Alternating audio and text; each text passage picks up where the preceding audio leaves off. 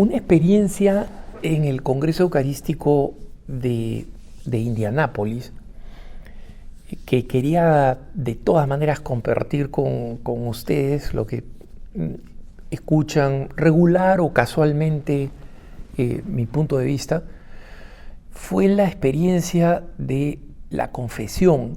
Me hubiera gustado compartirlo antes, pero ha sido una experiencia tan intensa, tan emotiva, que no quería pues quebrarme en medio de la narración y quería, digamos, esta bella pero profundamente conmovedora experiencia, estar un poquito más sereno para poder hablar de ella, ¿no? Porque cuando nosotros somos sobrepasados por una experiencia de Dios, ¿no? La experiencia del amor, de la misericordia de Dios, no tenemos palabras, simplemente no tenemos palabras. Y he visto sacerdotes, monjitas, laicos en este congreso que cuando han dado testimonio de la realidad de la presencia de Jesucristo en la Eucaristía, de el auténtico sacrificio del Señor Jesús, han roto en lágrimas y han seguido sus conferencias entre lágrimas, entre sollozos, ¿no?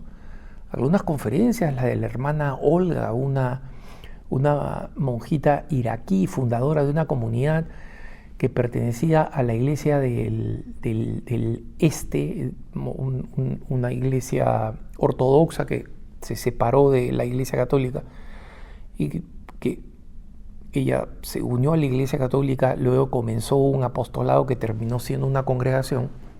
Simplemente en su conferencia contó 5 historias. Eso es todo lo que hizo. Su conferencia fue una conferencia, hermano, donde creo que no había un ojo seco en el auditorio, ¿no?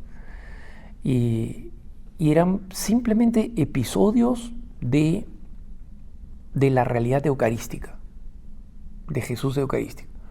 Y episodios dolorosos, de mucho sufrimiento, episodios cómicos, muy bellos, milagros, lecciones aprendidas, y simplemente 5 historias. Esa fue su conferencia. Y ella no pudo contener las lágrimas, es una de ellas, y tampoco los 55,000 fieles presentes en ese auditorio, ¿no? Y lo digo para comprender cómo este Congreso Eucarístico fue un momento profundamente transformador. Y ojo, como lo he dicho, no solamente emotivo, grandes catequesis, excepcionales catequesis, ¿no? Donde muchos fieles han aprendido mucho, y me remito aquí a mis hermanos hispanos que en sus comunidades en Estados Unidos, los que han estado acá y han vuelto a sus comunidades, pueden compartir todo lo que han aprendido, todo lo que han visto y cómo se han energizado.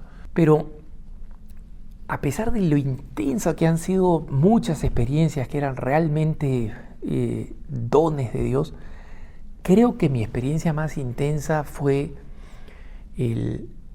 más incluso que en los distintos momentos de adoración, el momento de la confesión. ¿Y por qué?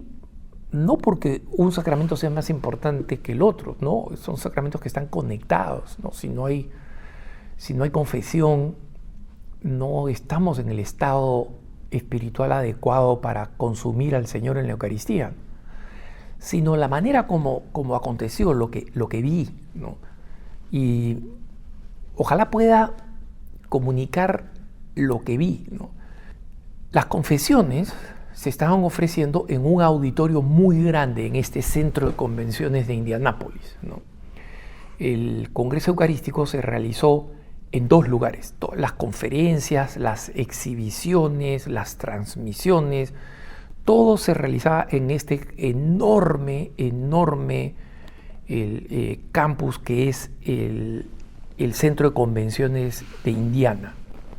Y este centro de convenciones está al costado de uno de los estadios de fútbol americano más grandes de Estados Unidos, el Lucas Oil Stadium, que es donde se realizaban las actividades de la tarde y de la noche, el reavivamiento y la adoración eucarística de toda esta multitud. Pero en la mañana hasta pasada la hora del almuerzo, todo se realizaba en este centro de convenciones. Y acá en este centro de convenciones que es en realidad una cantidad tremenda de grandes auditorios, uno detrás del otro o uno junto al otro. Uno de esos auditorios muy grandes, muy grandes, estaba dedicado a las confesiones. Entonces los sacerdotes que estaban confesando estaban puestos en sillas a una distancia razonable el uno del otro para asegurar el total secreto, digamos, sacramental. Pero cuando uno entraba, en muchos momentos no habían cola. Cuando yo fui a confesarme, había una cola porque ya iba a venir la procesión eucarística y ya iba básicamente a terminar el evento, ¿no? Entonces, antes de que los sacerdotes se fueran a la procesión eucarística, nos pusimos en cola, yo me puse en cola. Esta cola avanzó muy rápido. Y mi experiencia es que de pronto estábamos afuera, ¿no? en uno de estos grandes pasadizos de tránsito, enormes pasadizos de tránsito, y pasamos y habían unas monjitas que nos estaban orientando, que decían, oye, mira, por si acaso hay un código QR donde con sus teléfonos móviles pueden hacer un examen de conciencia, la tecnología al servicio de la conversión de los corazones. Uno, si no está habituado a hacer un examen de conciencia y se estaba confesando después de mucho tiempo, simplemente utilizaba el código, ¿no? QR, y esto lo llevaba a una página móvil con las preguntas para poder hacer una buena confesión, ¿no? Entonces las monjitas indicaban todo esto y eran monjitas de distintas congregaciones. Pero cuando uno cruzaba el umbral y ya, digamos, después de hacer la cola, le tocaba el turno de entrar a este auditorio, el impacto que tuve, hermano, fue muy grande. Y esto es lo que yo vi. Desde esta puerta enorme, cuando uno ya estaba en la parte más adelante de la cola, ya entraba al auditorio. La cola era fuera de este auditorio. Y entraba al auditorio y lo único que tenía que hacer es que un sacerdote se liberara. Pero esto es lo que se veía.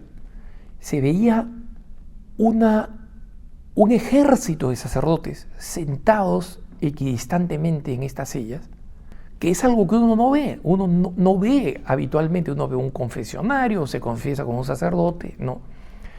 Pero lo que rara vez se ve es un pequeño ejército de sacerdotes confesando a un pequeño ejército de fieles pecadores, y viendo cómo sacerdotes de distinta edad, de distinta fisonomía, de distintos aspectos, pero todos con su estola de confesión, impartiendo la absolución. Y entonces uno veía desde ahí, mientras yo esperaba ya la última fase, que es un sacerdote libre, y donde estaban estas monjitas de distintas congregaciones, cada una de ellas con unas de esas varas de luz verde que utilizan algunos policías en la noche para indicar, digamos, en qué dirección hay que ir, para señalar en una dirección de una manera luminosa. Y lo que hacían estas religiosas era que tan pronto se liberaba un sacerdote, como digamos, eran, como digo, una cantidad muy grande de sacerdotes y de gente confesándose, entonces uno no sabría dónde ir cuando se liberaba un sacerdote si no fueran por estas monjitas que estaban indicando. Entonces, a mí me sorprendía lo bien organizado que estaba, lo sistemático que era, pero el misterio que se estaba produciendo ahí. Hermanos, esa era una fábrica de perdón de Dios. Y verlo de pronto de golpe, eso pasa siempre cada vez que recibimos la absolución en la confesión. Pero viendo de golpe todo esto, de pronto a uno le viene a la mente, se siente impactado por la realidad de la iglesia. Esto es lo que hace la iglesia. Perdona en nombre de Jesucristo, con el poder de Cristo. Y eso es lo que significa que nosotros digamos lo que nos enseña la iglesia, que la iglesia es el sacramento de salvación. Es decir, la realidad, que es una institución, pero es más que una institución, la realidad, el cuerpo místico de Cristo, a través del cual Jesucristo derrama su salvación, la confesión. Y eso se estaba realizando Y era como una sinfonía, porque unos curitas estaban hablando, es decir, tal vez indicando la penitencia o dando la reflexión. Otros curitas estaban en el acto de dar la bendición. Otros curitas estaban animando a alguien, probablemente quebrado, ¿no? Poniendo su mano en el hombro. Todo esto era como una sinfonía, era, digamos, como una sinfonía sincopada, ¿no? O sea, unos haciendo una cosa, otros haciendo otras, pero todo hablaba de esta armonía, de este proceso constante de la iglesia que está derramando universalmente en todo el mundo. Y lo que estaba pasando en este auditorio era simplemente un microcosmos, un reflejo de lo que la iglesia hace. Entonces, antes de que una monjita me señalara a mí, y todo con una gran cordialidad, ¿no? Con la cordialidad, la dulzura de las monjitas, que se sentían ahí las guardias de tránsito de la salvación, señalando con estas varitas muy norteamericanas, ¿no? Muy prácticas. Aquí es donde te toca recibir el perdón de Dios. Y uno caminaba humildemente al lugar que le habían señalado y se confesaba con el sacerdote. A mí me tocó un sacerdote que podría ser mi nieto, jovencísimo, ¿no? Y la sabiduría, la calidez sacerdotal con la que me escuchó mi confesión era prácticamente la de un pequeño padre de la iglesia, ¿no? A pesar de su juventud. Pero eso es lo que es el sacerdote en ese momento en que está actuando como otro Cristo, alter Christus. Eso es lo que nos enseña la iglesia, y lo decimos no solamente porque lo enseña la iglesia, sino porque es verdad. Eso es lo que está pasando, hermanos. Es el misterio de la salvación. Y por eso, nadie que dice amar al Señor Jesucristo en la Eucaristía puede ser perezoso para la confesión. Nadie. Por razones de mi propio crecimiento espiritual, de mi propia conversión, a mí mi director espiritual me ha pedido que haga la confesión sacramental frecuentemente, ¿no? Con bastante frecuencia, respecto de lo que parece ser la práctica general, ¿no? Pero la manera como ayuda a la confesión, lo he dicho en otras ocasiones, pero aquí, digamos, me impactó como si cayera sobre mí un muro de granito, ¿no? O sea, así de real. Es que esa gracia no solamente nos perdona los pecados, sino que nos previene de pecar. Nunca olvidemos eso. La gracia sacramental de la confesión es para ayudarnos a prevenirnos del pecado.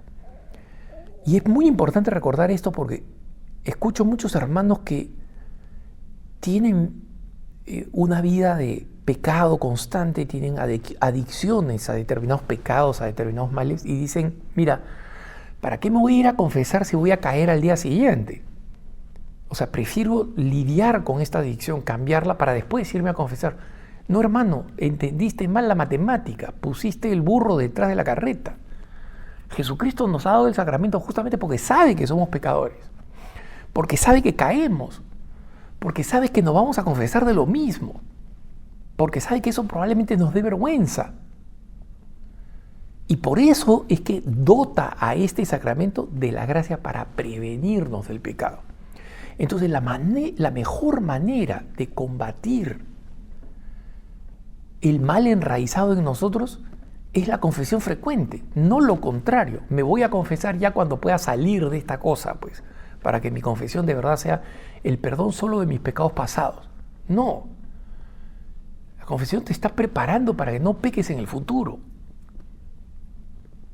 Y tan importante como es que Jesucristo nos perdone realmente del mal que hemos hecho y nos restaure al estado de gracia y de amistad con su Padre, es que nos dé la fuerza para que sigamos estando en ese estado, incluso con profundas fragilidades.